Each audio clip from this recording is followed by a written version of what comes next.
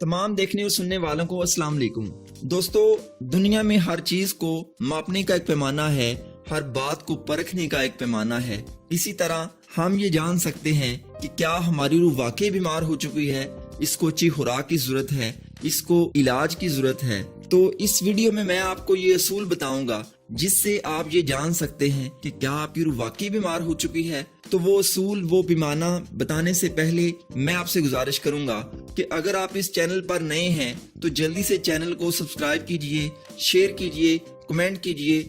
जी, तो बात करते हैं उन असूलों की, उस पैमाने की जिससे हम ये जान सकते हैं कि हमारी रूह वाकई बीमार हो चुकी है। नंबर 1, अगर आपको गरीब लोगों को, लाचार लोगों को, लावारिस लोगों को सताने में मजा आए और अगर उनकी खिदमत करने का मौका मिले तो आपको सुकून महसूस ना हो, इसका ये मतलब है कि आपकी रूह बीमार हो चुकी है। नंबर 2, अगर आप बिल्कुल फ्री हैं, आप मजे से बैठ के 3 घंटे की मूवी देखते हैं, 6 घंटे का क्रिकेट मैच देखते हैं और अगर आपको कहा जाए कि 10-20 मिनट की नमाज पढ़ लो तो आप परेशान हो जाते हैं, आप बहाने करने लगते हैं, इसका ये मतलब है कि आपकी रूह बीमार हो चुकी है। नंबर 3, अगर आप कब्रिस्तान से गुजर रहे हैं, कब्रिस्तान की कब्रें देखकर, कब्रिस्तान के कुतबे देखकर अगर आपका दिल परेशान नहीं होता, आपको मौत याद नहीं आती, आपको अपनी आखिरत याद नहीं आती, तो इसका मतलब है कि आपकी रूह बीमार है। नंबर 4, अगर आप फजूल खर्चियों में हजारों उड़ा देते हैं लेकिन सदका करने की बारी आए तो आप जेब की तरफ ध्यान करते हैं।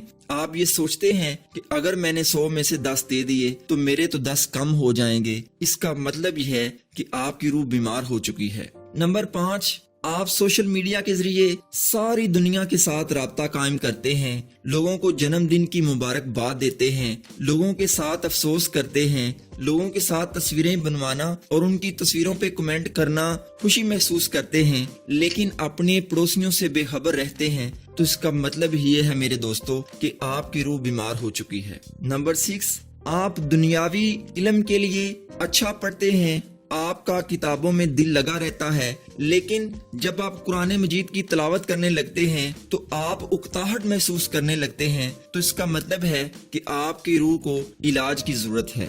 नंबर 7, दुनिया के खेल तमाशों के लिए आपके पास बड़ा वक्त है, लेकिन अगर जिक्र की मजलिस में बैठना पड़े तो आप तंगी महसूस करते हैं, आप ये सोचते हैं कि कब यहाँ से उठूंगा। इसका मतलब है कि आपकी रूह बीमार है। नंबर 8, अमीरों के साथ मेल जोल पर फख्र महसूस करते हैं और गरीबों को सलाम करने में भी शर्म महसूस करते हैं। तो इसका मतलब ये है कि आपकी रूह बीमार है। नंबर 9, दुनियावी मोहब्बत के लिए अपना सर कटवाने के लिए तैयार हैं, लेकिन अल्लाह की मोहब्बत के लिए जहाँ पे जुबान खोलनी पड़े वहाँ पे आपकी जुबान को ताला लग जाता है। आप जुबान से एक लफ्ज भी अदा नहीं करते, हत्ता कि आप दिल में भी उसको बुरा ख्याल नहीं करते। तो इसका मतलब ये है कि आपकी रूह बीमार है। दोस्तों, अगर ये निशानियाँ आप में मौजूद हैं, अगर आप वाकई ऐसा करते हैं तो अपनी फिक्र कीजिए, ये ना हो कि आपकी जिंदगी खत्म हो जाए। जिंदगी खत्म होने से पहले अपनी रूह को गुजार दीजिए, अल्लाह का जिक्र कीजिए,